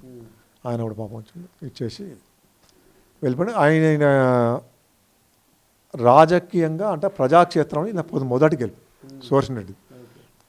అంటే ప్రజలతో సంబంధాలు ఉండడం, తర్వాత ప్రజల ఆకాంక్షకు అనుగుణంగా మారడం. అంటే ఇది తెలంగాణ కోసం పార్టీ మారాడు. నిజంగా కూడా అసలు పార్టీ మారినప్పుడు కన్నీళ్ళు పెట్టుకున్నాడు. అంటే కాంగ్రెస్లో ఉన్నా కానీ గెలిచేవాడేమో మేబీ అప్పుడున్న పరిస్థితి. అది మనం దాన్ని ప్రెడిక్ట్ చేయలేము అప్పుడు. ఎందుకంటే ఇప్పుడు ఇంత ప్రజాదరణ పొందినంటున్నారు, 18 గ్రామ పంచాయతీలకు సంబంధించిన నిర్ణయాలు తీసుకున్నారంటున్నారు.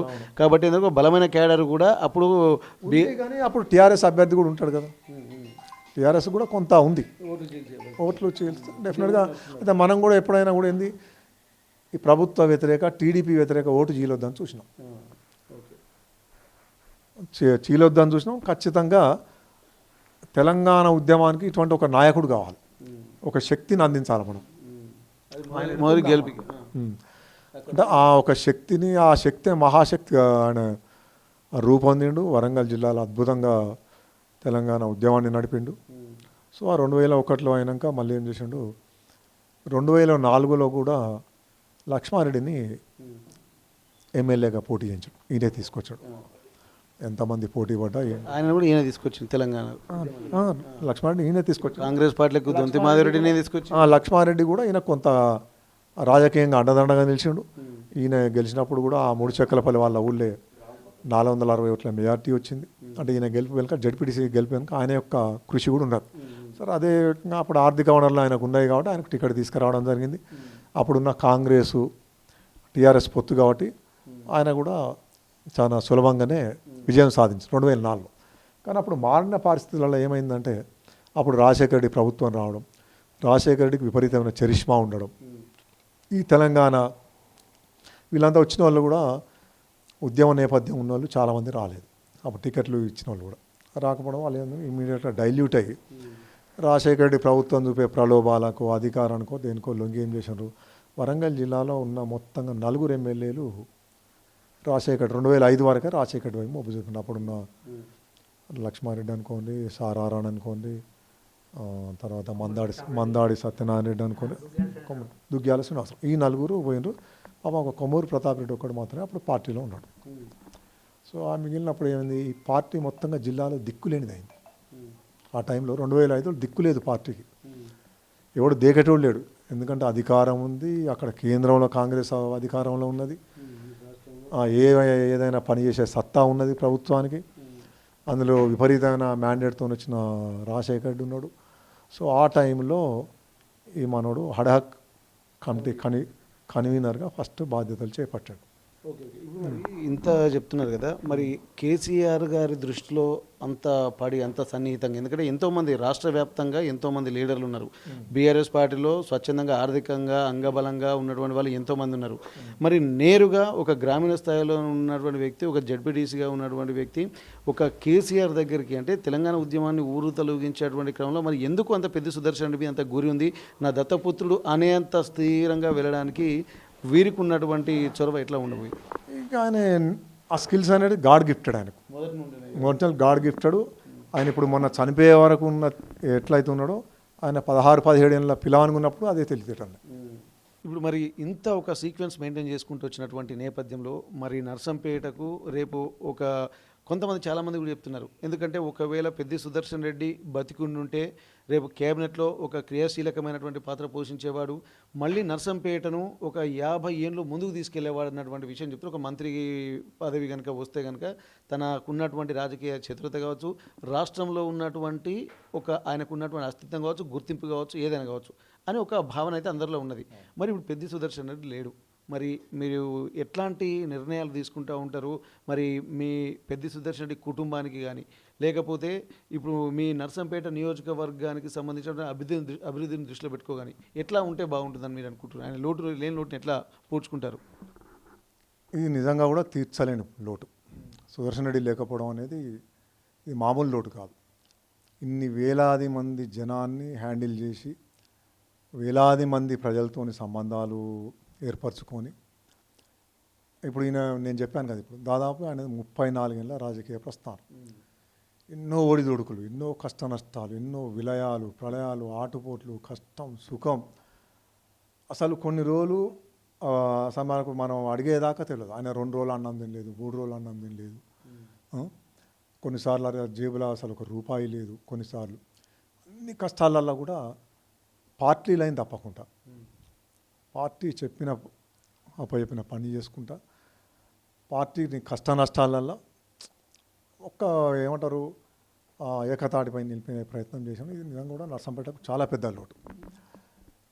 మీకు నిజంగా కూడా ఆ స్థాయి లీడర్ ఇప్పుడు, ఎందుకంటే నేను మీకు ఇంతకుముందే నేను ఒకసారి చెప్పాను, ఈయన డబ్బులుండి వచ్చిన లీడర్ కాదు, ఒక గాడ్ ఫాదర్ లేడు రాజకీయాలకు వచ్చినప్పుడు, ఒక ఫైనాన్షియల్ బ్యాక్గ్రౌండ్ లేదు, ఒక రూపము లేదు. ఆయనకున్నది ఏంటంటే ఆయన యొక్క తెలివితేటలు, ఆయన శ్రమ, ఆయన క్రమశిక్షణ. ఎక్కడ కూడా ఒక్క నిమిషం కూడా వేస్ట్ చేయడు, ఎక్కడ కూడా ఒక్క నిమిషం కూడా వేస్ట్ చేయడు. ఇప్పుడు మన కేసీఆర్ చెప్తున్నాడు కదా మీటింగ్లో, అన్నాడు ఎరాదికి వచ్చినా కూడా ఏదో పని చూసుకుంటాడే మళ్ళీ వెళ్ళిపోతాడు, ఉండకపోయినా అంటే లేదు నేను పోతున్నా అంతే తప్ప ఆయన ఆ టైపులనే పనిచేసేది. అది రాజకీయమైన పని అయినా ప్రభుత్వ పని అయినా ఒక పనిని చేపట్టిందంటే అది 100% దాని వెంటబడి దానికి ఉన్న ఒడిదుడుకులు ఏందని. ఇప్పుడు నేను ప్రత్యక్షంగా ఇది ఒకటి చూసిన, ఏది రామప్ప చెరువులో పంప్ హౌస్ చేసినప్పుడు, ఏది రంగాయ చెరువుకును పాకాల పంప్ హౌస్కు చాలా తెలివిగా తీసుకొచ్చింది. అది అంటే చాలామందికి మనకు తెలిసి ఉండొచ్చు, కానీ రామప్ప చెరువుకు శాంక్షన్ తీసుకొచ్చినప్పుడు అది జనరల్గా అంటే ఇరిగేషన్, నేను విన్నా ఎంతవరకు వాస్తవం తెలియదు, ఇరిగేషన్ శాఖ అధికారుల ప్రకారం ఏంటంటే కొత్త ఆయకట్టు రావాలి. మనోడు తీసుకొచ్చేది కొత్త ఆయకట్టు కాదు, సాగు విస్తీర్ణం కొత్త ఆయకట్టు ఇక్కడ ఇదేంది 2వ పంటకు తీసుకురావడం.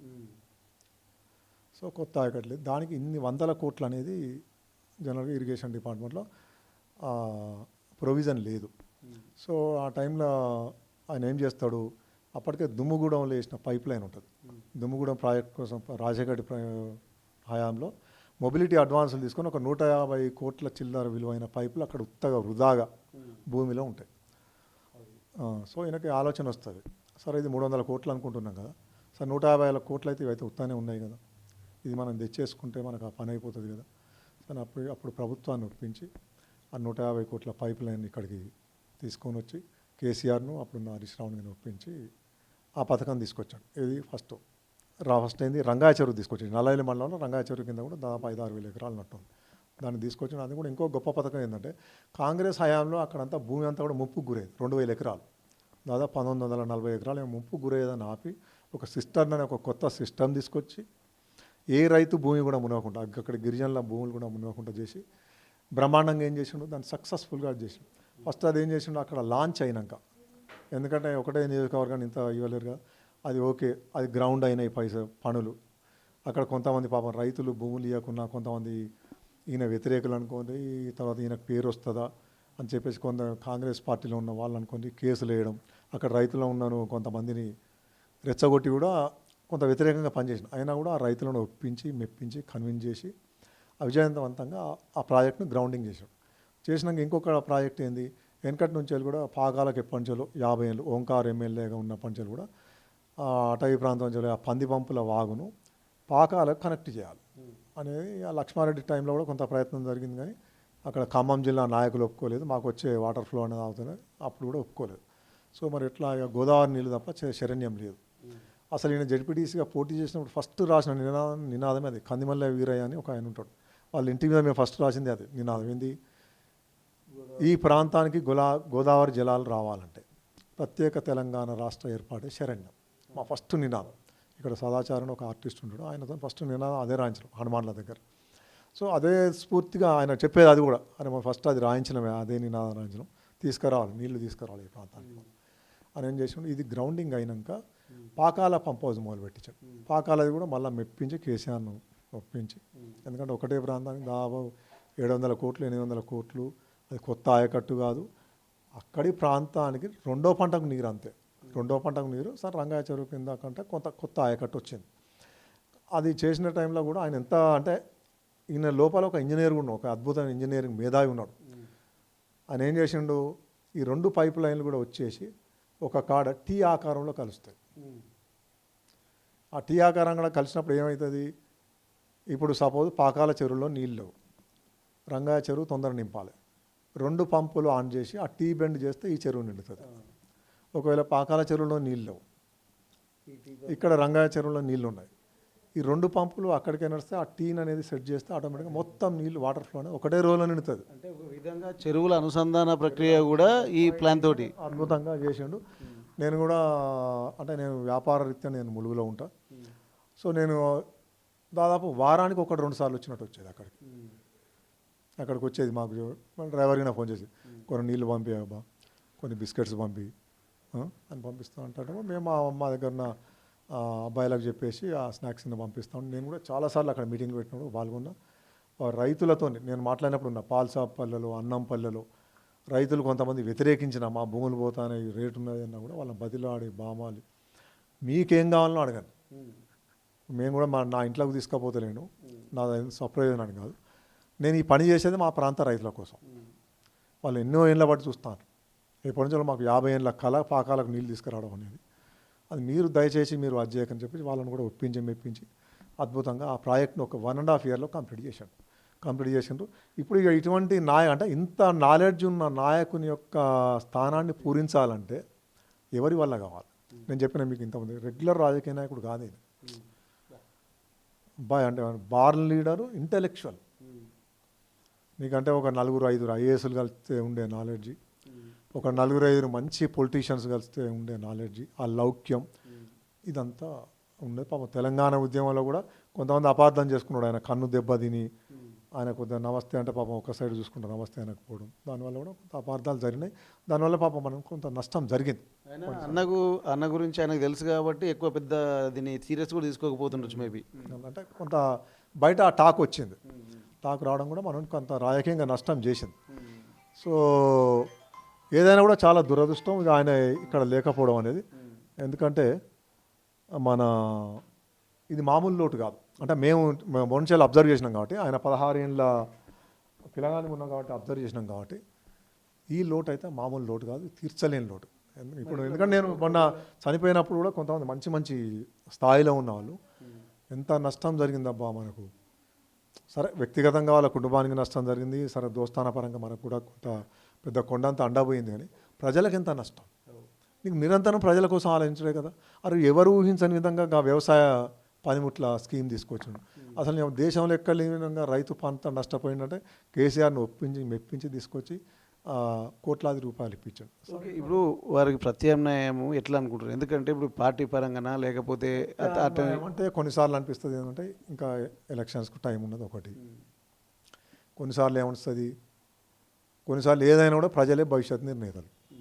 అల్టిమేట్గా ప్రజలు చరిత్ర నిర్మాతలు అన్నట్టుగా డెమోక్రసీలో ప్రజలే నిర్మాతలు. ఇక అది ఏం జరుగుతుంది ఏంది అనేది ఆ పార్టీ ఎట్లా నిర్ణయిస్తుంది. ఇప్పటి వరకు ఒక కారణ జన్ముడిని ఈ నర్సంపేట నియోజకవర్గానికి యూనివర్సే పంపించింది అనుకోవచ్చు. మళ్ళీ అట్లాంటి నాయకుడు మళ్ళీ రావాలని చెప్పి ఎదురు చూస్తున్నారు. ఈ నియోజకవర్గంలో నేను చూసినంత వరకు ఓంకారు ప్రభావితం చేసిన తర్వాత అంతకంటే రెట్టింపు ప్రభావితం చేశాడు. అది కూడా కొద్ది టైంలో. ఓంకార్ అంటే 5 సార్లు ఎమ్మెల్యే అయ్యాడు. ఈయన కానీ ఒక్కసారి ఎమ్మెల్యే అయ్యాడు. ఆ ఒక్క టైంలో ఎన్నో పనులు చేసాడు. అసలు ఊహించలే మెడికల్ కాలేజ్ వస్తుందని. ఒక పట్టణ కేంద్రం, ఒక నియోజకవర్గ కేంద్రానికి అసలు దాన్ని కూడా ఒక బ్రహ్మాండమైన ఆలోచన చేసి first medical council of India permission కావాలంటే ఆ లెవెల్ హాస్పిటల్ ఉండాలి. 400 బెడెడ్ 500 బెడెడ్ హాస్పిటల్ ఉండాలి. దాన్ని first 200 bedded 100 bedded hospital 200 bedded చేసి మళ్ళీ దాన్ని అప్గ్రేడ్ చేసి హరీష్ రావును కేసీఆర్ని ఒప్పించి ఆ హాస్పిటల్ తీసుకొచ్చి దానికి స్థలం లేకపోతే ప్రభుత్వ స్థలం లేదు. పాపం ఆ కీర్తిశేషులు దొడ్డామోహన్ రావు గారి సహకారంతో ఆయన కొంత ల్యాండు ఆయన కొని ఈ మెడికల్ కాలేజ్ దానం వేయడం, ఇంకా కొంత కూడా ప్రైవేట్ ల్యాండ్ నడుపుకొని దాన్ని విజయవంతంగా కట్టి ఇవ్వడం. ఇటువంటి మెడికల్ కాలేజీకి కూడా పెద్ద సుదర్శన్ రెడ్డి పేరు పెట్టాలన్న ఒక డిమాండ్ అయితే అందరు వినిపిస్తున్నారు. దీన్ని ఎట్లా చూస్తున్నారు మీరు? పెడితే సంతోషం నిజం కూడా. ఎందుకంటే ఇప్పుడు పాకాల కానీ మెడికల్ కాలేజ్ కానీ స్పష్టంగా ఆయన యొక్క బ్రెయిన్ చైల్డ్. ఈ 2 కూడా ఆయన యొక్క బ్రెయిన్ చైల్డ్. ఆయన యొక్క కృషి వల్ల మాత్రమే వచ్చింది. నీకు వేరే ఎమ్మెల్యేలకు అంత ఆలోచన ఇదంతా లేదు. వేరే ఎమ్మెల్యేలు ఎంతసేపు ఏమున్నారు, అధికారం ఉందా లేదా, మన కాంట్రాక్టులు మనం చేసుకోవచ్చా లేదా, ఇంకేమన్నా మనం సరే మన దగ్గర వాళ్ళకి ఏమైనా పని చేసినామా లేదా, తర్వాత రాజకీయంగా వాళ్ళ యొక్క భవిష్యత్తు చూసుకోవడమే తప్ప ప్రజల కోసం ఇంత డీప్గా ఆయన. ఇంకోటి రైతు పక్షపాతి, రైతులు అంటే బాగా ఇష్టం ఉండే, ఎందుకంటే ఆయన సహజంగా వ్యవసాయ కుటుంబం నుంచి వచ్చిండు.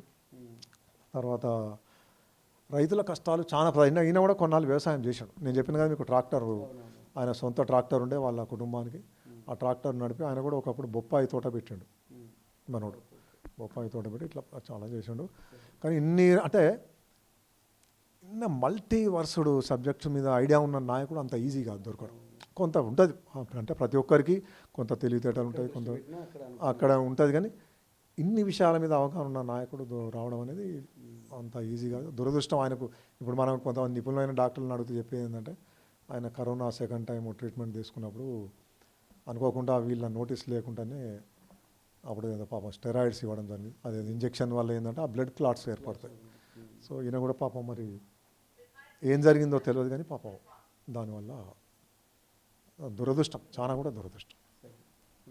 ఈయనకున్న స్కిల్స్ కూడా ఏంటంటే ఎక్స్ట్రాడినరీ ఆర్గనైజర్.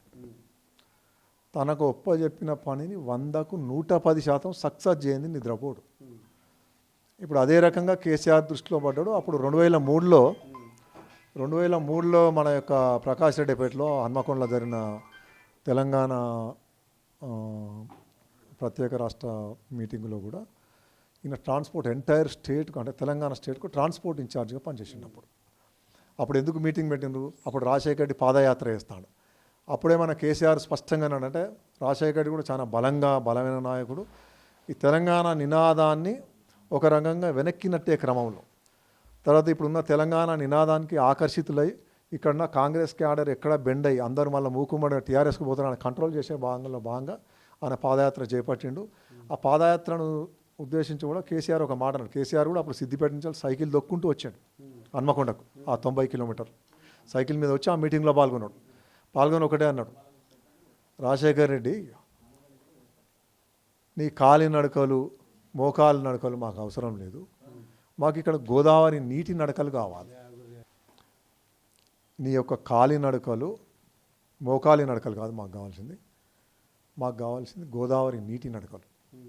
నువ్వు పాదయాత్ర చేస్తే మాకు తెలంగాణకి ఏమొస్తుంది, మాకు కావాల్సింది నీళ్లు కావాలి, కరెంటు కావాలి అని ఆ రకంగా అప్పుడు కూడా దాదాపు కొన్ని లక్షల మందితో మీటింగ్ పెట్టారు. ఇక మీటింగులు అంటే టీఆర్ఎస్, ఆ మీటింగ్ ఆర్గనైజ్ చేయాలంటే సుదర్శన్ రెడ్డి.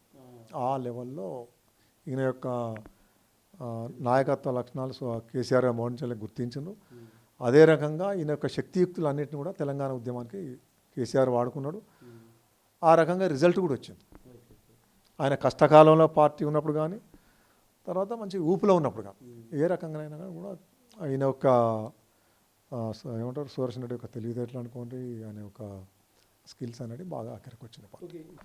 ఇంతటి నిబద్ధత ఉన్నటువంటి నాయకుడు, ఎందుకంటే తను చదువుకుంటున్నప్పటి నుండే ఒక లీడర్గా, అతను ఉద్యమకారుడిగా బీఆర్ఎస్ పార్టీలోకి వచ్చిన తర్వాత కూడా తనకంటూ ఒక ప్రత్యేక గుర్తింపు తెచ్చుకోవడము, అంటే ఎక్కడ చూసినా కానీ ఇక్కడ తను మాత్రం తన అస్తిత్వాన్ని కోసం కాదు, ప్రజల అవసరాల కోసమే ఇక్కడ పనిచేసి స్థానిక సమస్యలే పరమావధిగా పనిచేసినటువంటి వ్యక్తిగా ఇక్కడ చెప్తున్నటువంటి పరిస్థితి. మరి ఇట్లాంటి నాయకుడు ముఖ్యంగా ఒక విజనర్, ఒక స్టేట్స్మెన్, ఎప్పుడు ప్రజా సమస్యలను పరిష్కరించడం కోసమే తాను పుట్టాడా అన్నటువంటి విషయాలు కూడా వారు చెప్తుంటే కనిపిస్తుంది. పెద్ది సుదర్శన్ రెడ్డి ఉంటే భవిష్యత్తులో ఎంతో అభివృద్ధి చేసేవాడన్నటువంటి ఒక ఆలోచనలు చేస్తూనే ఆయన లేని లోటును మాత్రం ఇక పూడ్చలేమన్నటువంటి ఒక ఆవేదన మాత్రం గురవుతున్నటువంటి పరిస్థితి. ప్రస్తుతానికైతే ఇట్లాంటి వ్యక్తి తమ మధ్యలో లేకపోవడాన్ని కూడా చాలా తీవ్రంగా బాధిస్తున్నటువంటి పరిస్థితి. ప్రస్తుతానికైతే ఇక్కడ ఆదినారాయణ రెడ్డి గారు పెద్ది సుదర్శన్ రెడ్డి అంతరంగాన్ని కూడా ఆవిష్కరించారు. ఎందుకంటే దగ్గరుండి మొత్తం అంటే వారి కుటుంబ సభ్యులతో పాటు అలాగే వీరి స్నేహం యువజ్యోతి టీం అంటే అందరూ కూడా ఒక కలిసికట్టుగా ఊరి సంక్షేమం కోసం పాటుపడ్డారు. అది దినదినం మండలం వరకు వెళ్ళింది, ఆ తర్వాత నియోజకవర్గానికి వెళ్ళింది, ఆ తర్వాత రాష్ట్ర స్థాయిలో ఎన్నో సంక్షేమ పథకాలకు కూడా ఒక ఊపిరి పోసినటువంటి పరిస్థితి. ఎందుకంటే అప్పట్లోనే కొత్త సంక్షేమ పథకాలను కూడా ప్రవేశపెట్టి ఇక్కడ అర్ధ గృహాల నిర్మాణం అనేటువంటి ఆ కాన్సెప్ట్ను కూడా తీసుకురావడం, అంటే ఎప్పుడెప్పుడైతే ప్రజలకు ఏ అవసరాలు ఉంటాయో ఆ అవసరాలకు తగ్గట్టుగా కొత్త స్కీములు తయారు చేయడము, ఆ స్కీములకు తగ్గట్టు ఒక ప్రణాళికలు వేసి తాగునీటి కానీ సాగునీటి కానీ లేకుంటే రైతాంగ సమస్యల్ని పరిష్కరించడంలో తను దిట్టగా చెప్తున్నటువంటి పరిస్థితి. ఇప్పటి వరకు పాకాల చెరువుకు గోదావరి జలాల నీరు రావాలంటే మాత్రం ఎంతో కృషి చేయాల్సినటువంటి అవసరం ఉంటుంది. ఇది ఒక తన ఆలోచనల నుంచి పుట్టినటువంటివే అని చెప్పి అంటున్నారు. ఇక్కడ నర్సంపేటకు మెడికల్ కాలేజీ తీసుకురావడం కూడా చాలా గొప్ప విషయం అని చెప్పి అంటున్నారు. ఒక సాధారణ నాయకుడితోటి, ఒక సాధారణ లీడర్ తోటి ఇంత పెద్ద పనులు జరగవు. ఎందుకంటే ఇంత అభివృద్ధి కార్యక్రమాలు చేస్తున్నారంటే ఖచ్చితంగా దాని వెనుక ఒక విజనర్ ఉండాలి, ఒక ప్లానర్ ఉండాలి, ఒక చిత్తశుద్ధి ఉండాలి, ఒక సేవాభావం, ఒక అంకిత భావం, ఇవన్నీ ఉంటే తప్ప మనం అంత మంచి లీడర్ కాలేడన్న విషయం కూడా చెప్తున్నారు. వారు ఆ సాన్నిహిత్యం ఉంది కాబట్టి ఇంకొక మాట కూడా చెప్పారు. పెద్ది సుదర్శన్ రెడ్డికి ఆర్థిక బలం లేదు, అంగబలం లేదు, అందము లేదు, ప్లస్ ఒక సపోర్టు లేదు, ఫైనాన్షియల్ బ్యాక్గ్రౌండ్ లేదు, అలాగే పొలిటికల్ గాడ్ ఫాదర్ లేడు. ఇవన్నీ ఏవీ లేకున్నా కానీ తాను ఒక నిరుపేద కుటుంబం నుండి, అంటే గ్రామాలలో చూస్తే ఒక మామూలు మధ్యతరగతి కుటుంబం నుండే వచ్చి ఆ తర్వాత ఇంతింత వటుడింత అని చెప్పి ఒక రాష్ట్ర రాజకీయాలను కూడా క్రియాశీలక పాత్ర పోషించినటువంటి ఒక నేతగా, ఒక మహాశక్తిగా, ఒక ప్రజానాయకుడిగా ఎదిగినటువంటి విధానం చూస్తుంటే నిజంగా ప్రతి ఒక్క నాయకుడు కూడా అసలు డబ్బులు, money makes many things but not all things అన్నటువంటి విషయాన్ని కూడా గుర్తు చేసుకోవాల్సినటువంటి అవసరం ఉంటుంది. చాలామంది డబ్బులను సేవ్ చేసుకోవడానికో లేకుంటే డబ్బులను సంపాదించడానికో రాజకీయాలకు వస్తూ ఉంటారు. కానీ ఇప్పుడు చేతిలో చిల్లి గవ్వ లేకున్నా కేవలం ప్రజల సంక్షేమమే చూసుకొని ప్రజల అవసరాల కోసమే తన జీవితం ఆజీవన పర్యంతం అంకితం చేసినటువంటి ఒక నాయకుడిగా, ఒక మహా త్యాగిగా కూడా పెద్ది సుదర్శన్ రెడ్డిని అభివర్ణించవచ్చు. పెద్ది సుదర్శన్ రెడ్డి అంతిమ యాత్రలోనే తెలిసింది లక్షలాది జనం ఆయన వెంట వస్తున్నారంటే ప్రతి ఒక్కరూ ఆయన యొక్క నాయకత్వాన్ని అంగీకరించారు. చిన్నప్పుడు కూడా ఎవరి దగ్గరికి వెళ్ళినా కానీ అక్కడ తనే ఒక నాయకుడిగా తను భావించేవాడు. అందరినీ కూడా సమన్వయం చేసుకుని వెళ్ళేవాడు. సీనియర్లను కూడా పక్కన పెట్టి సీనియర్లను అవసరం కన్విన్స్ చేసి అక్కడ ఉన్నటువంటి అవసరాన్ని దృష్టిలో పెట్టుకొని సమస్యల పరిష్కారానికి కృషి చేసేటువంటి ఒక నేర్పు, ఓర్పు, ఒక పట్టుదల ఉన్నటువంటి ఒక వ్యక్తిగా పెద్ది సుదర్శన్ రెడ్డిని అభివర్ణిస్తున్నారు. మరి అట్లాంటి నేత, అట్లాంటి స్నేహితుడు, అట్లాంటి ఒక బంధువు, అట్లాంటి ఒక లీడరు మన మధ్యలో లేకపోవడాన్ని కూడా చాలా బాధాతత్వ హృదయాలతో వ్యక్తం చేస్తున్నటువంటి పరిస్థితి. ఏది ఏమైనప్పటికీ పెద్ది సుదర్శన్ రెడ్డి లేని లోటును మాత్రం తీవ్రంగా ఇక్కడ నర్సంపేట నియోజకవర్గ ప్రజలే కాదు, నల్లబెల్లి మండలవాసులే కాదు, వారి ఫ్రెండ్సే కాదు, యావత్ రాష్ట్రం కూడా చాలా ఒక దీన స్థితిలో, ఒక బాధాతప్త హృదయాలతో తను బాధపడుతున్నటువంటి పరిస్థితి. వరంగల్ జిల్లా నల్లబెల్లి నుండి కెమెరా పర్సన్ వంశీతో వెంకటరత్నం, RTV వరంగల్.